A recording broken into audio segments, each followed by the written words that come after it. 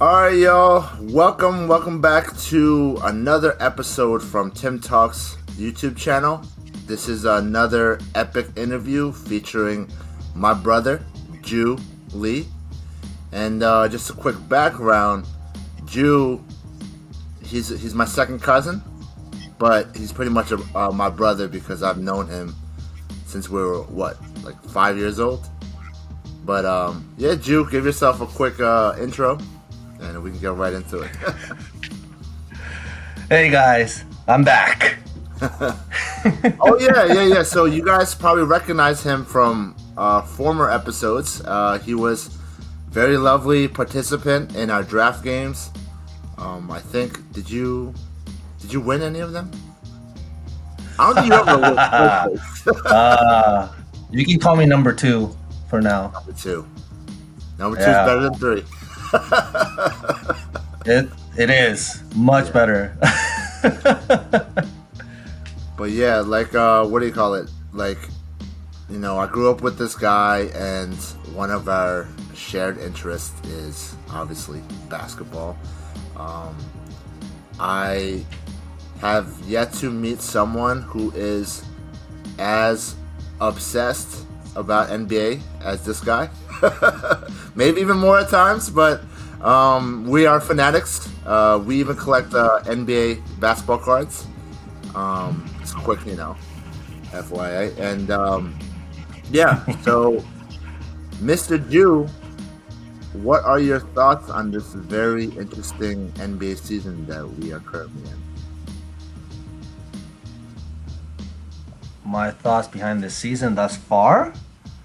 Well, we just came out from the trade deadline, and we've seen new players go to new teams, and how teams that have lost players are adapting to either rebuild or continue what they've been doing. I see much excitement for this coming season, or what is left. Just because, like, for example, I think one of the bigger trades that happened are with the Chicago Bulls, where you pair Zach LaVine with a great center like Nikola Vucevic. So I'm very excited to see how they're going to match and see what they could do for the Bulls as they project themselves. I actually see them going to being at least within the top 8 of the Northeast. We the North. We the North. Yeah. No, I definitely agree with you. I was very surprised at that move. Great on the Bulls GM. I think Nikola Vucevic has been kind of under the radar for a couple years, but I mean, as you and I already know, even through fantasy, like, this guy's a beast. Like, he's a 2010 monster. Like, every year it seems like he is just Mr. Consistent with the stats. And oh my goodness. Yeah. I think just pairing him with Zach LaVine, just that combo alone, I think it's a terror for NBA defenses, and very excited for the Bulls.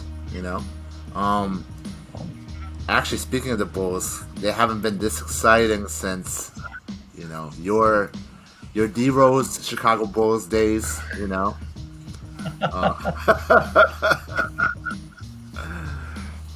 And yeah, I mean, my favorite player, obviously you guys can tell, is LeBron, and Joo's favorite player is Derrick Rose. Much respect.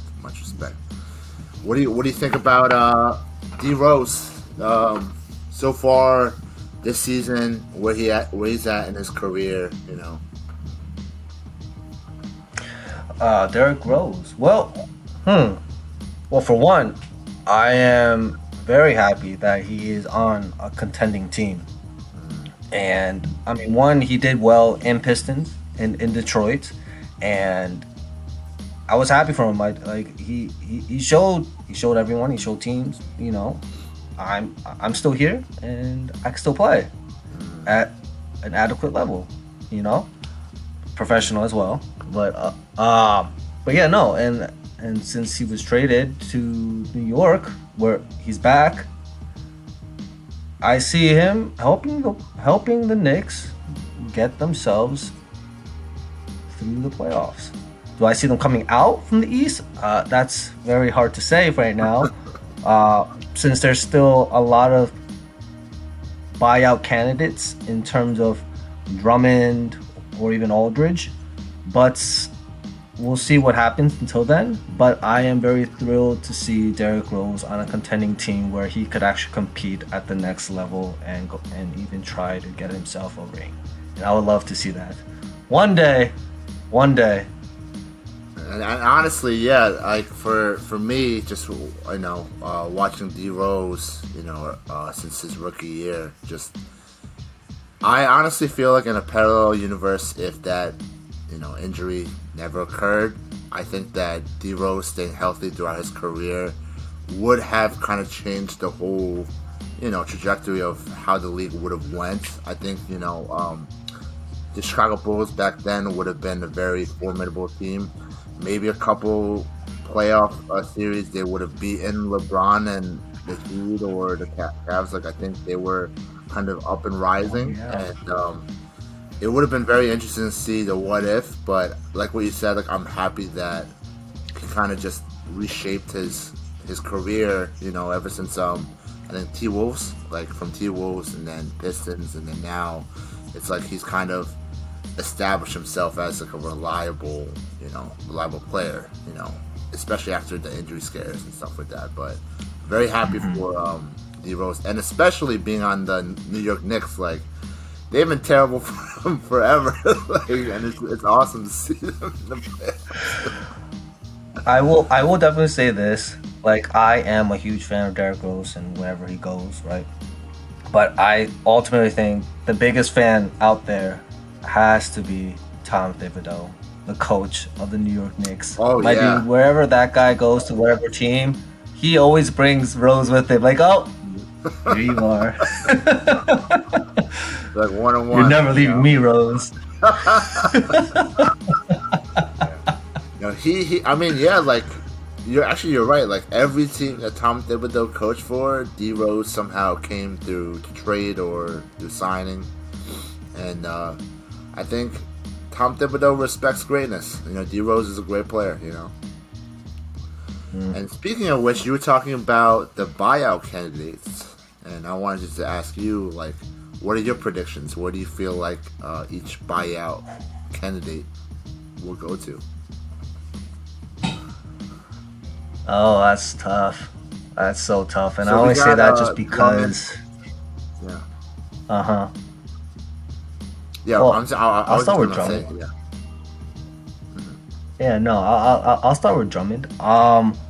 No, there's so many people that are looking at Drummond, and most of those teams are contenders. Except for one, which in rumors that the Charlotte Hornets are also looking at Drummond, and I was like, what? What? What are they gonna do with Drummond? But in terms of the contending teams that are looking at him, I see Boston, I see the Lakers, and even possibly the Heat or the Nets. But in terms of where I think he'll fit best, in my opinion, will be with the Celtics. I think he'd be a great fit, and that he will definitely fill out a hole in the middle for them in terms of the front court, where he not only brings that defense, but he just being a reliable piece down there just for them. Just because they've with the recent pickup of Evan Fournier, yes, he's a great piece, but I still think that they're lacking a big man down there. I'm sorry, up there in Boston. But yeah, I think he'll be a great fit over there. So, me being a Lakers fan or a LeBron fan, I have hopes that Andre Drummond does make it somehow to the Beantown, LA. Only because he would pretty much just bring back the old, like last season's element of having like a solid big next to AD, and I think that's one of their biggest needs for the Lakers. I still think they are one of the favorites to win it all, but I think adding Drummond would definitely increase their chances of having I like Drummond. I like Drummond since his Pistons days. I think the dude was like Absolutely. a rebounding machine. He kind of has to chill a little bit with thinking that he's like a cat or like a Jokic or something. You know, on offense, I kind of feel like he has to know his role. He goes out of control. I get it. Yeah, he like on offense. I see it sometimes. Yeah, he's like, I got the ball now. And then shooting those. I personally don't like Drummond shooting threes. I think that he should. Oh my jeez, Yeah. That was the beginning of the season. Yeah. He would attempt at least 3. I think that's not a lost art, you know, with the big men. And but yeah, I hope he makes it out. But it'll be interesting to see where he's at, where he goes. Absolutely. What about just top of my head? There's the Marcus Aldridge, who's a potential buyout candidate. Yes. Where do you think that he'll go? Aldridge. Well, he's not so much as a traditional center like Drummond, and he is later in age. Yeah. But I feel like his veteran presence and experience and his abilities as not only like another big man, but a big that could shoot the 3 and play at least somewhat adequate defense. I don't think teams are looking at him as like, oh, this guy's gonna be the defensive stop in any sort of way. But I see teams that need at least bigger bodies, or another piece on offense, or to another facilitator. He's a great passer too. So I see him going to the Heat. It's warm down there. So I'm saying, I mean, it's starting to warm up here. But what I'm just trying to say is, I think he'll be a great fit over there. Either being the secondary center that comes off the bench, or just playing alongside Bam Adebayo in Miami. So I think he could be a very great fit over there. Yes, actually, speaking of the Miami Heat, very happy that they were able to land Victor Oladipo. You know, yo, that was a steal. I'm gonna tell you right now, that was a steal. They essentially traded James Harden for what pieces did they get back? Kelly Olynyk, and I forgot the other piece, and like a draft pick. Yeah. That's it for James Harden. Because essentially they gave away James Harden for Victor Oladipo, and then what they do with Victor, they flip him for some rotational players and a draft pick. Yeah, I mean, I kind of briefly skimmed. Apparently, the community, the NBA community, was roasting the Rockets for essentially what you just shared. Oh my jeez. Yeah. But I mean, with the whole James Harden trade, like that was it was an interesting story to follow, but it was so messy. I remember we had that conversation and your theory about James Harden, and it wasn't really a theory. I think you were right. Like, he intentionally gained weight and played terrible just because it was like, oh, like, trade me. I'm telling you, it wasn't weight. It was a fat suit. I'm telling you, this guy was wearing a fat suit underneath his jersey. I'm telling you, because he was wearing a short sleeve shirt underneath his jersey, and my dude, he was thick. Yeah. And as soon as he got traded to Brooklyn, you're telling me this man dropped like 50 pounds instantly? Come on now. I've seen those pictures. I'm pretty sure everyone out there has seen pictures of him in the beginning of the season with the Rockets. And today, Brooklyn, James Harden, who thinks it was like, I didn't know Rick Ross played for the Houston Rockets. Yo, third He was angle, getting up there. you're like, wait a minute. The big boss. Wait a minute. Rick Ross. Yeah. But dude. now I'm very happy for James Harden and the Brooklyn Nets. I think that they seriously elevate themselves to serious title contenders. Of course, they're considered one of the favorites, along with my Los Angeles Lakers, and that's one of the teams I'm kind of looking out for, to seeing if how well they mesh. We still got to see all three of them play a couple games together: KD, Kyrie, and James Harden. But yeah, that's looking like a scary big three out there in Brooklyn Nets. You know. But yeah, just and one of the buyout candidates, or I don't think he's a buyout candidate, but I'm very salty about that didn't get dealt during the trade deadline, was Hassan Whiteside. So Whiteside. Yeah.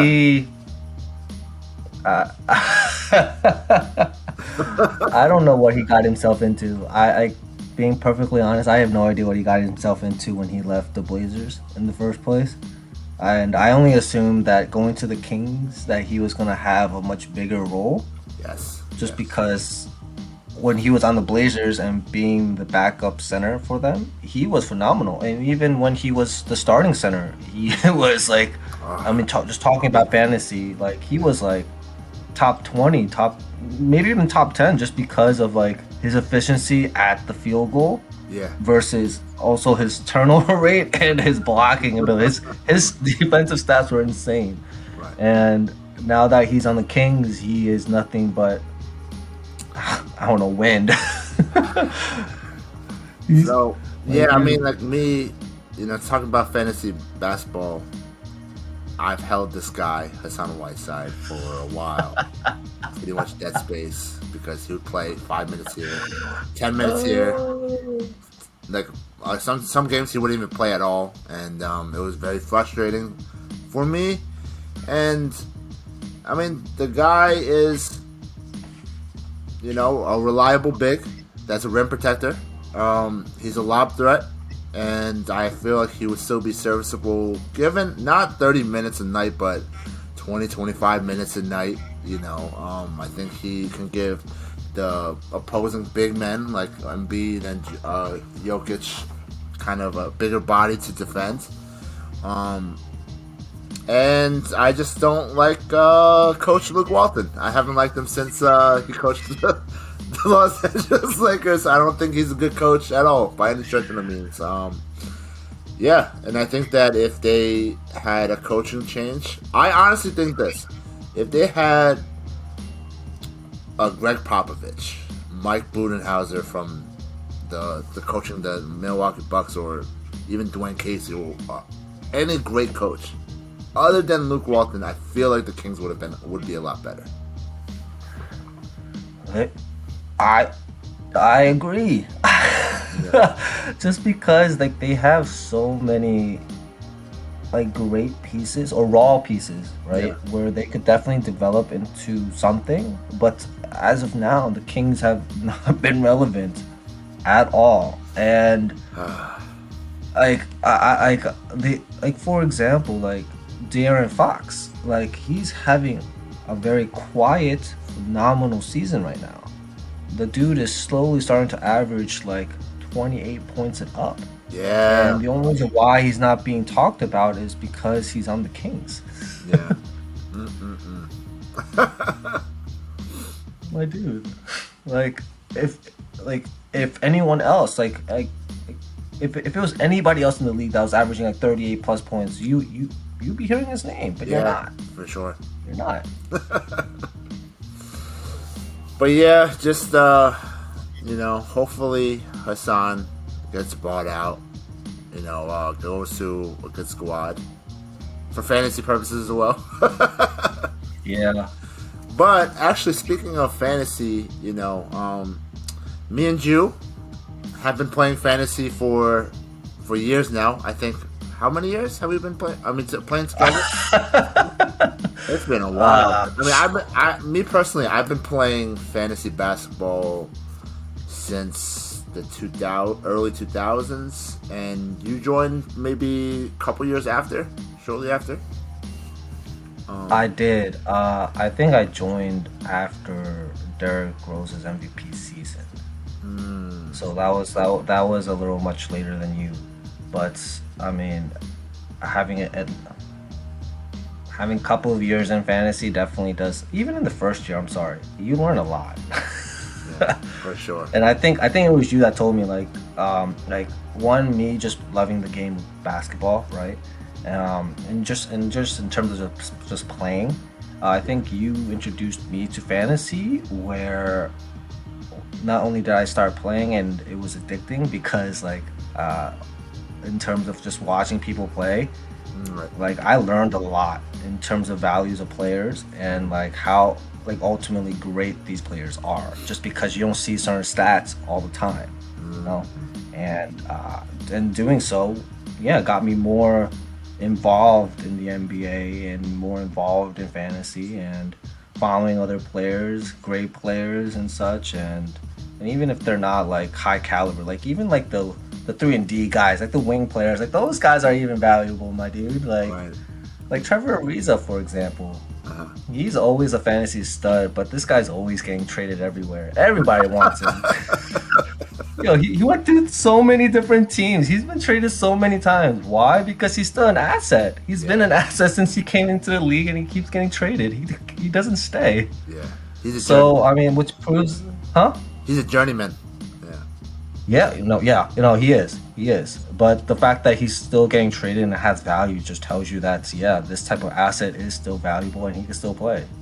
So, and in today's game where everything's being spaced out, and the fact that he could be a 3 and D guy where he can play some defense for you and shoot up those threes, yeah, he's still valuable and relevant in today's game. Yeah. So, with this season, I mean, I'm commissioner in one of our fantasy basketball leagues, and it's been very Commissioner Choi. very fun to see how this season progressed, especially during this pandemic. I was actually very worried, like early on during the season, because I wasn't sure if they were going to continue with the season because of all those cases and people entering COVID protocol and and God forbid if one of like if anyone were to get COVID and were to just get seriously hurt by that, it would have been very bad for NBA in terms of their image and all that. So I was worried about a potential shutdown risk, but very happy that the season is still going on.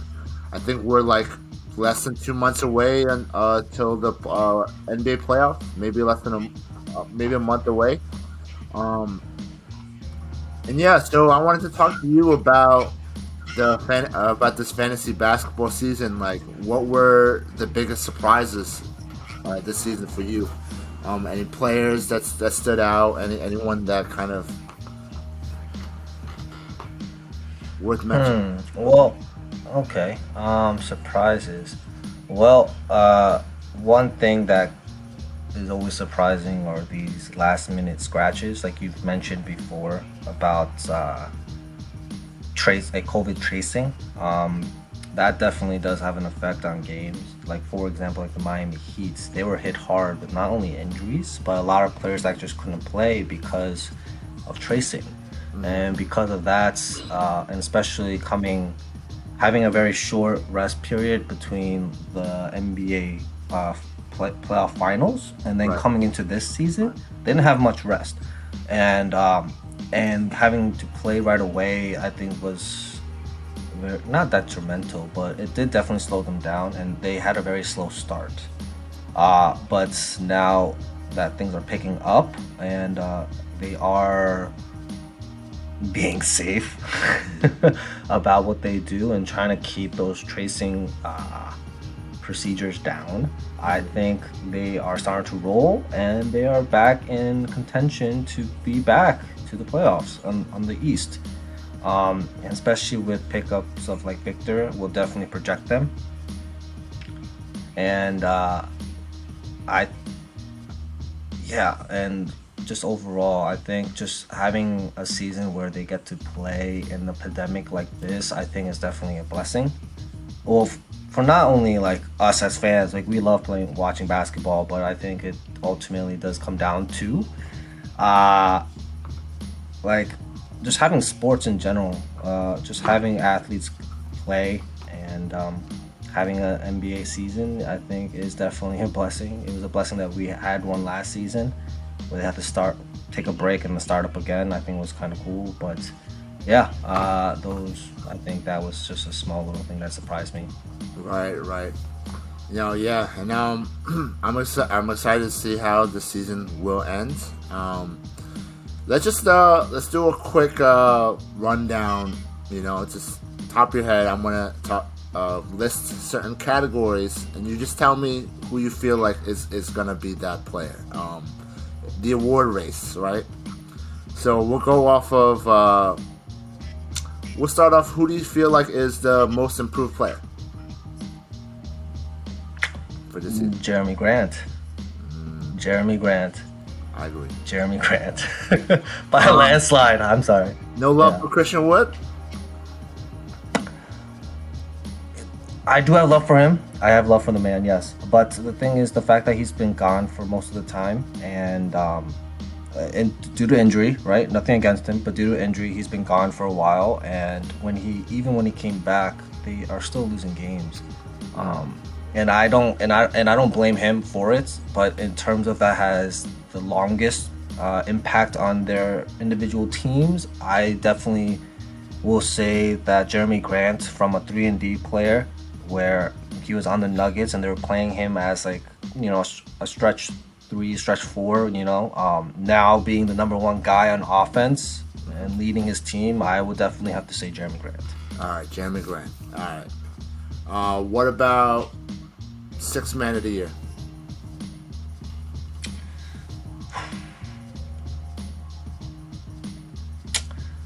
I will have to say right now it'll be Jordan Clarkson. That team is just having a great season, and I think the reason of their success has to be their bench. Like their role players are just stepping up, like Jordan Clarkson, Joe Ingles, Royce O'Neal. Like these guys have definitely stepped up in terms of their roles and understanding their roles. Yeah, they have great teamwork where they know what to do and how to get things done. And yeah, I think Jordan Clarkson would be a great 6-man candidate. Love Jordan Clarkson, yeah. And DPOY, Defensive Player of the Year. Oh, that's tough. That's tough. I want to say it's tough just because there's so many great defensive guys. I think I'm just being biased right now just because I actually have him on my fantasy team, but I think I would have to go with Giannis. There's no problem with that. I think a solid defensive player. I would choose Rudy Gobert, but I think you can go either or. I think Rudy Gobert is having phenomenal season with the number 1 Utah Jazz in the West, and for me it would be Rudy Gobert. Now my favorite, I think everyone's favorite category, MVP. This is where it's tough, and I'm gonna say this just because I usually make these type of predictions after like the trade deadline where teams have settled a bit, but it's so tough. I'm going to say that it could be possibly James Harden if the Nets project themselves to be number 1 seed on the East, and I could definitely see him being MVP just because he's so valuable to that team and what he does. Yeah, it saddens me because this guy, is LeBron. He's hurt. I think he had a good chance of winning the MVP, but I think you're right. I think it comes down between the Joker and Harden at this point. But I think Harden has a little bit of a lead with that. But my last question that I want to ask you in this awesome epic interview, LeBron or MJ? Oh no! I don't know.